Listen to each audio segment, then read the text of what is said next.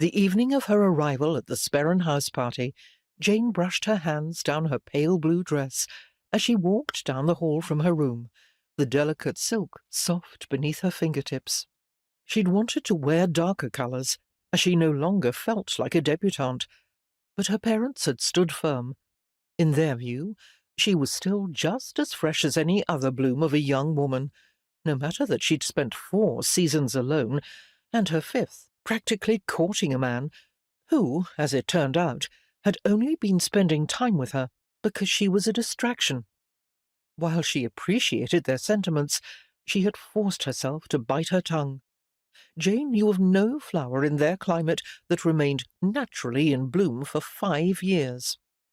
She stopped in front of her aunt's chambers, knocking lightly on the door. It quickly swung open and revealed Aunt Agnes in all her glory. Her aunt's beauty had not seemed to fade with age, as so many others did. Jane was reminded of it every time she glimpsed the woman. She was mischievous, had a confident set to her shoulders, and a look in her eyes that Jane knew only too well. Their past conversation had not been forgotten, as Jane had hoped. Jane sighed, inwardly this time.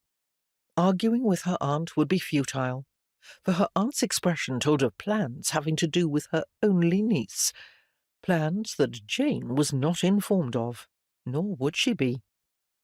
"Good evening, my dear niece.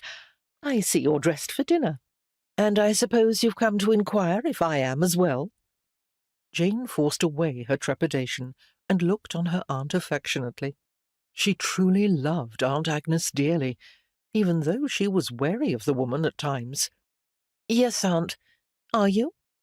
Her aunt stepped into the corridor, closing her chamber door behind her. Her greying auburn hair had been pulled into a bun at the base of her head, with little braids swirling around it from either direction. Jane dearly wished she'd been born with that beautiful colour of hair, but all she'd gotten was a dull brown colour, somewhere between the shade of an acorn and a pine cone. "I am, and I am determined tonight that you shall not be overlooked. Have I mentioned that I love that colour on you?" Though her aunt clearly wanted to distract Jane from the first part of that statement, it was not to be. An uneasiness arose inside of Jane once more, and she absent-mindedly twisted a curl around her finger. Aunt Agnes was a stubborn woman, and once she'd set her mind to do something, she'd follow through with it,